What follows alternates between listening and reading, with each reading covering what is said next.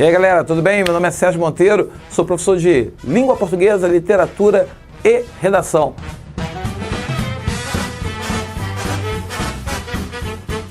Vamos aqui na aula de hoje dar continuidade, eu não sei onde, meu amigo aqui Fredson disse que vai aparecer um card, alguma coisa aqui dizendo que é sobre a aula anterior, porque na aula anterior eu falei sobre tipos de sujeito. Agora eu vou falar sobre dois tipos que faltaram. Eu falei na aula anterior sobre sujeito simples, composto e simples desinencial. Faltaram dois.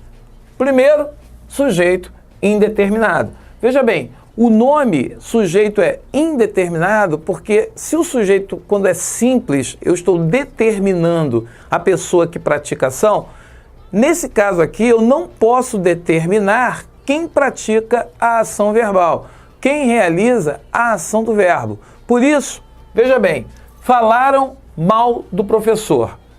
Quem é verbo? Na aula passada eu já falei, quer achar o sujeito da oração? Olha para o verbo.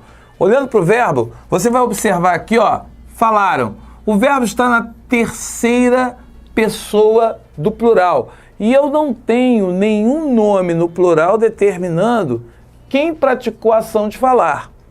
Como eu não sei quem praticou a ação de falar, veja bem, eu vou colocar aqui, ó, uma interrogação. Alguém praticou a ação, porém, eu não posso determinar quem praticou essa ação. Se o verbo está na terceira pessoa do plural e não há nenhum nome expresso, determinado, indicando quem praticou a ação, eu vou ter que classificar esse sujeito como sujeito indeterminado. Então, o sujeito indeterminado normalmente vai aparecer quando o verbo se encontra na terceira pessoa do plural, sem um nome determinando quem pratica a ação. Então, terceira pessoa do plural. Tem gente que começa a falar de segunda, primeira, terceira. Terceira pessoa do plural. Outro exemplo, aqui, ó, de novo. Rasgar o caderno da aluna. Aconteceu a ação do caderno rasgado. O caderno, a garota voltou do recreio, o caderno está lá rasgado. Quem praticou a ação de rasgar? Ela não sabe quem rasgou. Ela não pode determinar a pessoa que praticou a ação verbal. Se ela não pode indicar, veja, o verbo continua na terceira pessoa do plural. Se o verbo está na terceira pessoa do plural, então, ó, eu não posso determinar o sujeito. Sujeito indeterminado, então a primeira forma de você descobrir qual é? Eu sei que o verbo está na terceira pessoa do plural e sempre nessa forma.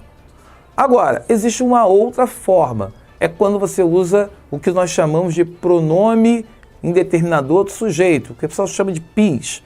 Eu estudei a vida toda como índice de indeterminação do sujeito. Quem é esse? Quando isso acontece? Quando se dá esse caso? Vem comigo. Você tem aqui, ó, come-se bem aqui. O verbo come. Veja bem, come-se. Quem é que pratica a ação de comer? Não sei. Eu sei que o verbo se encontra na terceira pessoa do singular. E esse ser, de alguma forma, o ser, ele está aqui sendo usado para indeterminar o sujeito. Por isso que ele é índice de indeterminação do sujeito. Vamos lá. Come-se bem aqui. Eu sei que alguém pratica a ação de comer. Quem pratica essa ação? Eu estou aqui determinando a pessoa que realiza a ação? Não. Quem está possibilitando isso, essa indeterminação? É o uso do verbo na terceira pessoa do singular, sempre singular, acompanhado daquilo que eu chamo de índice de determinação do sujeito, que vai ser o ser. Veja a frase de baixo. Precisa-se de engenheiros competentes. Quem é que precisa? Alguém está precisando. Alguém pratica o ato de precisar. Veja, o verbo, ele se encontra na terceira pessoa do singular. Como ele está na terceira pessoa do singular, olha aqui o ser. Esse ser, ele está aqui para ser índice de indeterminação do sujeito. Então, você tem duas formas de indeterminar o sujeito.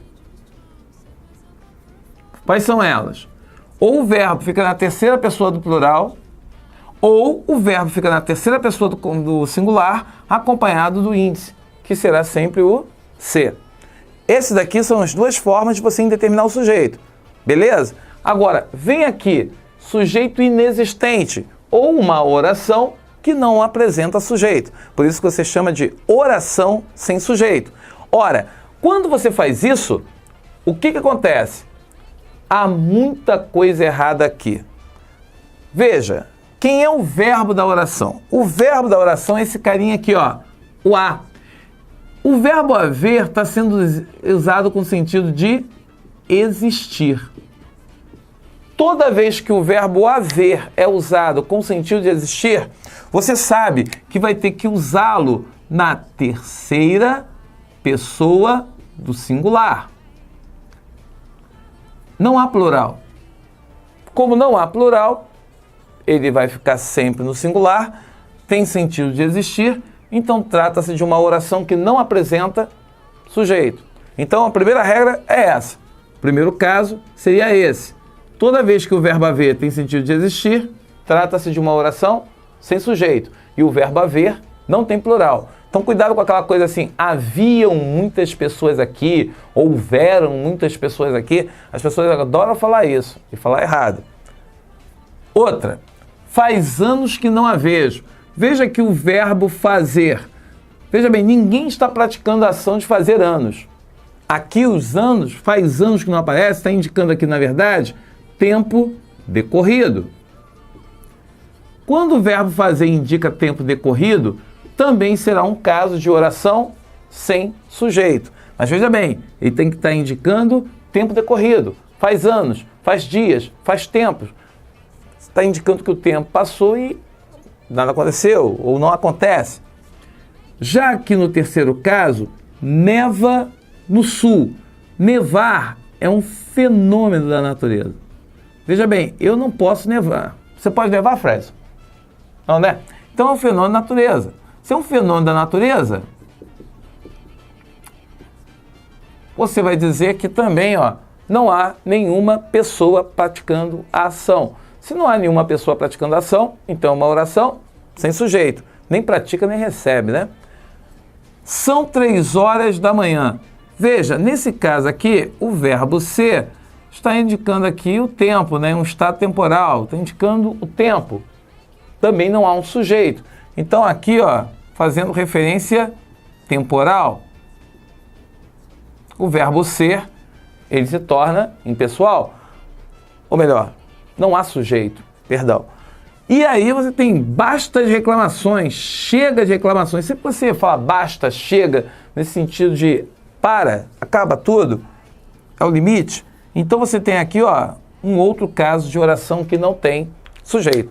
Então aqui na aula passada, na aula anterior, eu falei de 3 tipos. Sujeito simples, composto e o sujeito desidencial simples. Na aula de hoje, sujeito indeterminado. Para ser indeterminado, o verbo tem que estar na terceira pessoa do plural ou terceira pessoa do singular. E quando está na terceira pessoa do singular, ele vai usar o índice de determinação do sujeito, que é o ser. Sujeito inexistente ou oração sem sujeito. Quando é que você tem?